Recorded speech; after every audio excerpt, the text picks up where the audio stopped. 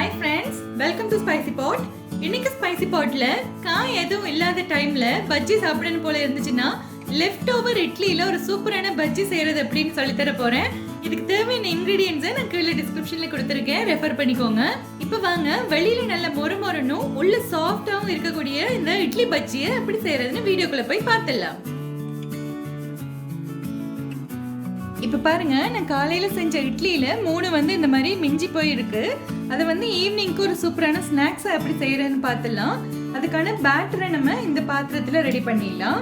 இன்னைக்கு நான் ஒரு 3/4 கப் அளவுக்கு கடலை மாவு எடுத்துக்கிறேன். அது கூட 1 டேபிள் ஸ்பூன் அளவுக்கு அரிசி மாவு எடுத்துக்கலாம். ஒரு 2 பிஞ்ச் அளவுக்கு மஞ்சள் தூள் சேர்த்துக்கலாம். 1/2 டீஸ்பூன் அளவுக்கு மல்லித்தூள் எடுத்துக்கிறேன். மல்லித்தூள் அதிகமா வேண்டியதில்லை. 1 டீஸ்பூன் அளவுக்கு மிளகாய் தூள் எடுத்துக்கலாம். 1/2 டீஸ்பூன் அளவுக்கு சோம்பு தூள் எடுத்துக்கிறேன். தேவையான அளவுக்கு உப்பு சேர்த்துலாம். 1 டீஸ்பூன் அளவுக்கு இஞ்சி பூண்டு பேஸ்ட் சேர்த்துலாம். பார்க்க நல்ல கலரா இருக்கணுங்கிறதுக்காக ஒரு பிஞ்ச் அளவுக்கு கேசரி பவுடர் சேர்த்துக்கிறேன். இது ஆப்ஷனல் தான், உங்களுக்கு வேணாம்னா சேர்க்க வேண்டியதில்லை. அவ்வளவுதான். இப்போ இதுல நம்ம தண்ணி சேர்த்துட்டே பஜ்ஜி மாவு பதத்துல கலந்து விட்டுலாம். ரொம்ப தண்ணியா இருக்கக்கூடாது, லைட்டா இந்த இட்லியில் ஒட்டுற அளவு பதத்துல இருக்கணும்.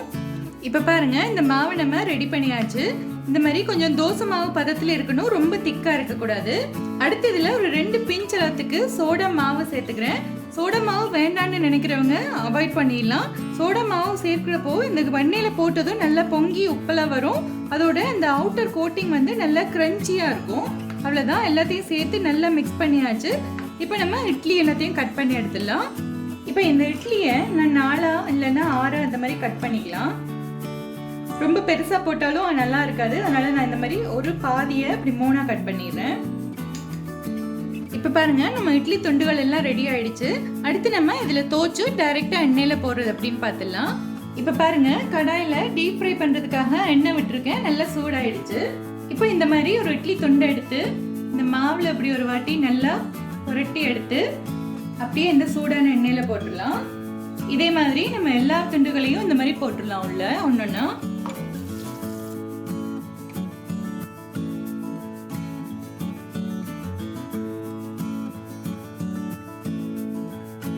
இப்ப பாருங்க, எல்லாத்தையுமே ஒன்னொன்னா உள்ள போட்டாச்சு.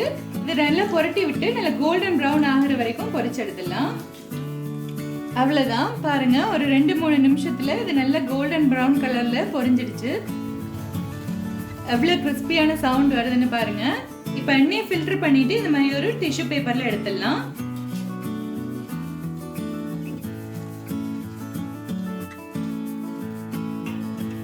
இதே மாதிரி நம்ம கிட்ட இருக்கிற எல்லா இட்லியுமே பொரிச்சு எடுத்துடலாம். இப்ப பாருங்க ஃப்ரெண்ட்ஸ், நல்ல மொறுமொறுன்னு ஒரு குயிக்கான ஈவினிங் ஸ்நாக்ஸ் நம்ம லெஃப்ட் ஓவர் இட்லியில இருந்து செஞ்சாச்சு. குழந்தைங்கள இருந்து பெரியவங்க வரைக்கும் எல்லாருமே இதை விரும்பி சாப்பிடுவாங்க. சட்னியோட இல்ல சாஸோட கூட தொட்டு சாப்பிட்டா ரொம்ப நல்லா இருக்கும்.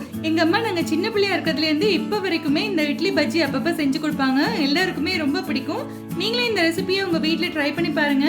உங்களுக்கு பிடிச்சிருந்துச்சுன்னா என்னோட சேனலை சப்ஸ்கிரைப் பண்ணுங்க, மறக்காம கமெண்ட் பண்ணுங்க, அப்படியே உங்க ஃப்ரெண்ட்ஸ் அண்ட் ஃபேமிலி கூட ஷேர் பண்ணுங்க. நன்றி.